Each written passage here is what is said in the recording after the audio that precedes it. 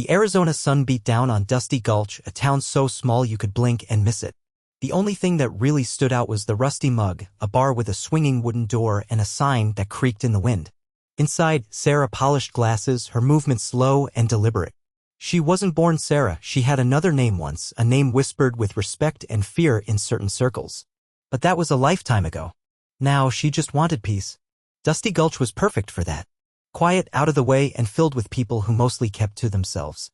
Sarah liked the routine, the early morning quiet, the midday chatter, the late-night stories shared over cold beers. She'd found a small house on the edge of town, a place with a porch swing and a view of the desert. It was a far cry from the jungles and war zones she used to know, but it was home. She wiped down the counter, her gaze drifting to the window. The desert shimmered in the heat, a vast and empty landscape that mirrored the emptiness she sometimes felt inside. She'd come here to escape the memories, the nightmares that still haunted her sleep. She wanted to forget the skills she possessed, the things she'd done. She wanted to be just Sarah, the bartender, the woman who made the best lemonade in 3 counties. But the past, she knew, had a way of catching up. And today, the rumble in the distance felt like a warning. A storm was coming to Dusty Gulch, and it wasn't the kind that brought rain. The rumble grew louder, closer. Sarah sighed, placing the clean glass on the shelf. She knew that sound. It wasn't just any vehicle, it was a pack of motorcycles, and judging by the deep, guttural roar, they were big ones. A cloud of dust billowed down Main Street as the iron vultures roared into Dusty Gulch. 10 bikes, chrome gleaming, engines thundering, filled the small town with a menacing presence.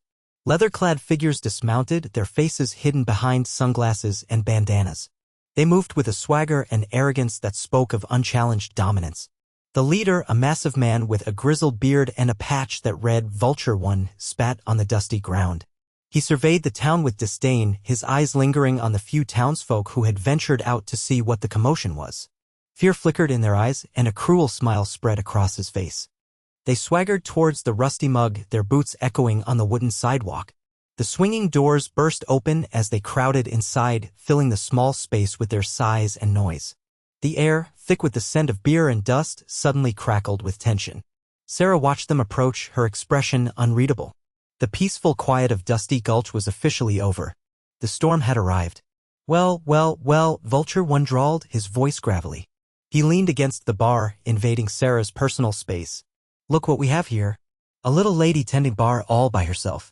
His cronies chuckled, spreading out along the bar, effectively blocking any other customers from getting service. Hey, sweetheart, another biker called out, how about a round of your finest for the vultures? On the house, of course. Sarah's eyes remained fixed on Vulture One. I don't give out free drinks. Her voice was calm, but there was a steely edge to it that hinted at something beneath the surface.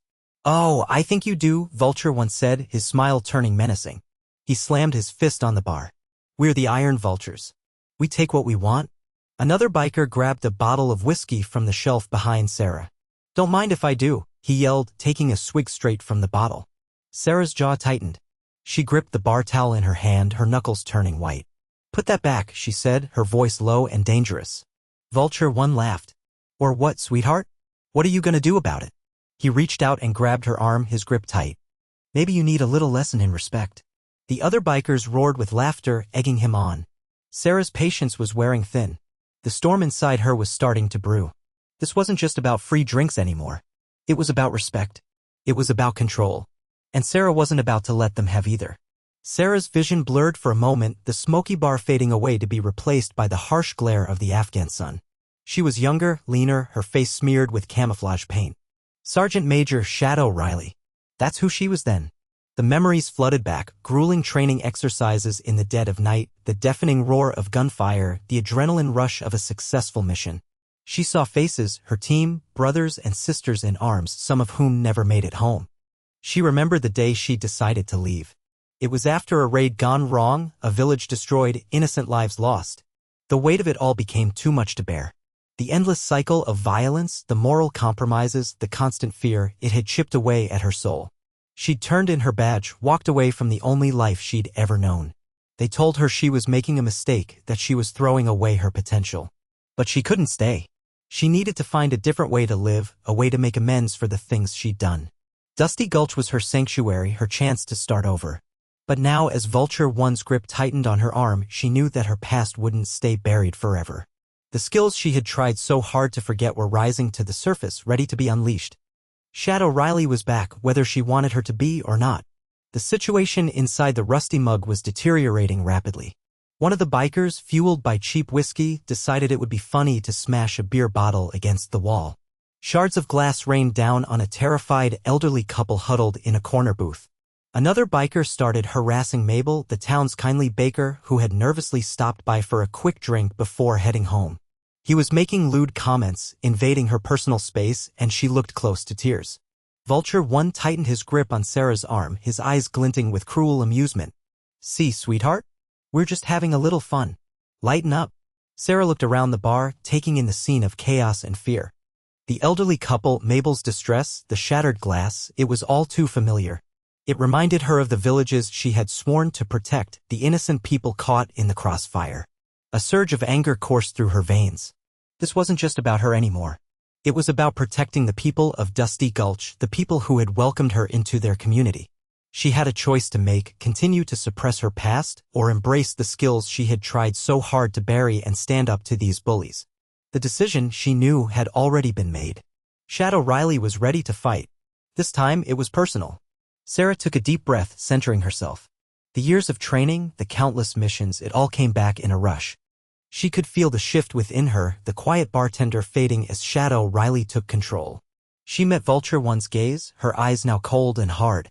"I'm going to say this once," she said, her voice low but firm. "You and your friends need to leave. Now." The bar went silent. Even the rowdiest bikers seemed to sense the change in her demeanor. But Vulture 1 just laughed, a booming, arrogant sound that echoed through the room. "What's that, sweetheart? You gonna kick us out? All of us?" He gestured to his gang, who grinned menacingly. "I don't think so." Another biker chimed in, "Yeah, why don't you just pour us another round, little lady, before things get unpleasant?" Sarah didn't flinch. "You've been warned," she said, her voice devoid of emotion. She slowly reached behind the bar, her hand disappearing from view. The bikers watched her with a mixture of amusement and curiosity, completely unaware of the danger they were in. They thought they were dealing with a meek bartender. They were about to learn they were very, very wrong. The storm was about to break. What Sarah pulled from behind the bar wasn't a gun, as some might have expected. It was a simple, unassuming baseball bat. But in her hands, it became a weapon. With lightning speed, she swung the bat, connecting with the biker who had grabbed the whiskey bottle. He crumpled to the floor with a groan, the bottle shattering beside him. Before anyone could react, she spun around, using the momentum to deliver a swift kick to Vulture 1's chest. He stumbled backward, releasing his grip on her arm. The bar erupted in chaos. Bikers surged forward, roaring with anger. But Sarah was already moving. She used the bar as cover, dodging punches and kicks with practiced ease. A quick jab to the throat here, a sharp elbow to the ribs there. She disabled them one by one, her movements precise and efficient. Mabel and the elderly couple watched in stunned silence, their fear slowly turning to awe. The other patrons of the bar simply gaped, mouths agape. They had never seen anything like it. This wasn't the quiet bartender they knew. This was a whirlwind of controlled fury, a force of nature unleashed. In less than a minute, half the bikers were on the floor, groaning in pain. The remaining ones stood frozen, realizing they had severely underestimated the little lady behind the bar. The tables had turned. A tense silence descended upon the rusty mug. The remaining 5 bikers, including Vulture 1, circled Sarah warily. They had seen their comrades fall, taken down with brutal efficiency. The laughter and arrogance had vanished, replaced by a grim realization they were outmatched. Vulture 1, his chest still aching from Sarah's kick, spat on the floor. "All right, sweetheart," he growled, "you got lucky? But there's more of us than there are of you." Sarah stood her ground, the baseball bat held loosely in her hand, her eyes scanning their movements. She knew they were trying to intimidate her, to regain control of the situation. But she wouldn't let them. She had faced worse odds, fought against more formidable enemies. These thugs were nothing compared to what she had seen in her past. "You can still walk away," she said, her voice calm and steady. "Leave Dusty Gulch, and we'll forget this ever happened." But Vulture 1 wasn't about to back down. His pride, his reputation was on the line. He couldn't let a little lady defeat him in front of his gang. "Like hell I will," he snarled. "This ain't over, sweetheart. This is just getting started." He clenched his fists, preparing to attack. The standoff was about to end, and another fight was about to begin. But this time it would be personal. "All right, let's settle this," Vulture 1 roared, shoving aside one of his remaining gang members. He tossed his leather jacket to the floor, revealing a thick, muscular torso covered in tattoos. "Just you and me, sweetheart. No bets, no tricks. Just a good old-fashioned brawl." He was breathing heavily, his face flushed with anger and humiliation. He needed to prove himself, to show his gang that he was still in charge. Defeating Sarah in a one-on-one fight was the only way to salvage his pride. The other bikers cheered, eager for the spectacle. They formed a circle around Sarah and Vulture 1, their faces alight with anticipation. Mabel and the elderly couple cowered in the corner, their eyes wide with fear. Sarah considered her options. She could try to subdue the remaining bikers, but that would be risky. A one-on-one fight, while dangerous, offered a quicker and cleaner solution. It would send a clear message to the Iron Vultures. Dusty Gulch was not a place to be trifled with. She dropped the baseball bat to the floor. "Fine," she said, her voice calm and steady. "Let's do this." She knew it was a gamble, but she was confident in her abilities. Shadow Riley had faced tougher opponents in far more dangerous situations. Vulture 1 was just another obstacle to overcome. The fight was on. Vulture 1 charged at Sarah, a roar escaping his lips. He swung a wild haymaker, aiming to knock her out with a single blow. But Sarah was too quick. She ducked under the punch, her movements fluid and graceful. She countered with a series of lightning-fast strikes, targeting his pressure points. A sharp jab to the solar plexus winded him, followed by a swift kick to the knee that buckled his leg. He staggered backward, momentarily stunned. The bikers roared with encouragement, urging Vulture 1 to fight back. But Sarah was in control. She moved with a precision and efficiency that belied her seemingly ordinary appearance. Years of Delta Force training had honed her into a lethal weapon, and those skills were now on full display. She danced around Vulture 1, dodging his clumsy attacks with ease. She used his size and strength against him, redirecting his momentum and throwing him off balance. He swung wildly, his punches growing slower and more telegraphed. Sarah, on the other hand, remained calm and focused. She analyzed his weaknesses, exploiting every opening. A well-placed elbow to the jaw sent him stumbling, and a final, decisive kick to the head sent him crashing to the floor, unconscious. The fight was over. It had lasted less than a minute. The bikers stared in stunned silence. Their leader, the mighty Vulture 1, had been defeated by the little lady bartender. Sarah stood over the unconscious body of Vulture 1, her chest heaving slightly. She looked around at the remaining bikers, her gaze unwavering. They knew they were beaten. Their leader, the man they respected and feared, had been defeated by a woman they had dismissed as a little lady. The message was clear: Sarah, and by extension Dusty Gulch, was not to be messed with. The Iron Vultures had come to town expecting an easy conquest, but they had found a force far more powerful than they could have imagined. The silence in the rusty mug was deafening. The bikers shifted uneasily, avoiding Sarah's gaze. They knew they couldn't win. They were outnumbered, outmatched, and thoroughly humiliated. The swagger and arrogance they had displayed earlier had completely vanished, replaced by a sense of fear and uncertainty. One by one, they began to pick up their fallen comrades, dragging them towards the door. There were no more taunts, no more threats, just a silent retreat. They had learned a valuable lesson: appearances can be deceiving, and sometimes the quietest people are the most dangerous. Sarah had proven her strength, not just physically, but also mentally and emotionally. She had defended her town, her friends, and her hard-earned peace. And she had done it with a quiet determination that spoke volumes. The Iron Vultures would not soon forget their visit to Dusty Gulch. As the last of the Iron Vultures limped towards the door, one of them turned back, his face contorted with a mixture of anger and fear. "This ain't over, sweetheart," he spat. "We'll be back. You haven't seen the last of the Iron Vultures." But his words lacked conviction. Sarah could see the fear in his eyes, the uncertainty that gnawed at his bravado. They might talk tough, they might promise revenge, but deep down they knew they had met their match. They had underestimated her, and they had paid the price. With a final, defiant glare, the biker turned and followed his comrades out of the rusty mug. The rumble of their motorcycles faded into the distance, leaving behind an eerie silence. Sarah knew that they might return. The Iron Vultures were not the type to let go of a grudge easily. But she was ready for them. She had defended Dusty Gulch once, and she would do it again. But even as she prepared for the possibility of future conflict, a sense of weariness washed over her. She hadn't wanted this. She had come to Dusty Gulch to escape the violence, to find peace. But her past had a way of catching up with her, reminding her that she could never truly outrun Shadow Riley. The quiet life she craved seemed further away than ever. Yet, she knew she had done the right thing. She had protected her town, and that was all that mattered.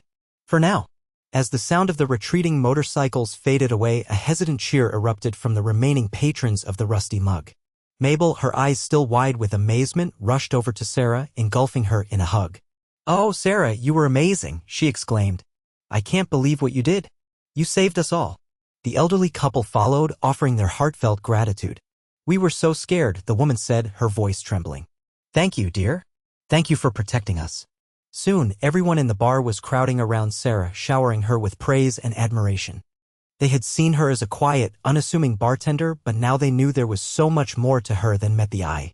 They were grateful for her bravery, impressed by her hidden skills, and proud to have her as a member of their community. News of Sarah's heroic actions spread quickly throughout Dusty Gulch.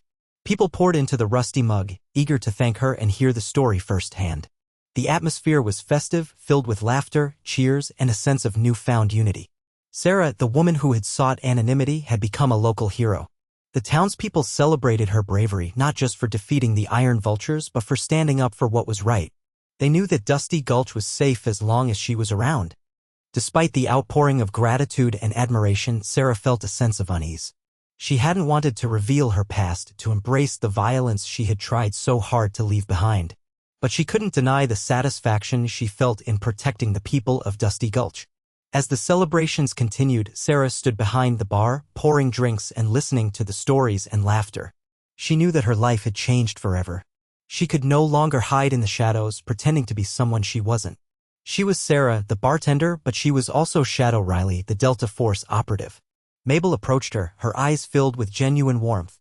"You know, Sarah," she said, "we're all so grateful for what you did. But you don't have to do this all the time. We can take care of ourselves." Sarah smiled, a genuine smile that reached her eyes. "I know," she said, "but I couldn't stand by and watch them hurt you or anyone else in this town." She looked around at the faces of the townspeople, their eyes filled with trust and respect.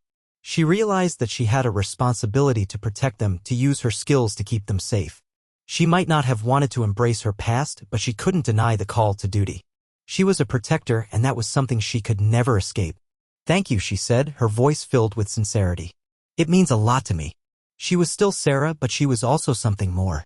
And she was ready to accept it. The next morning, Dusty Gulch returned to its usual quiet rhythm.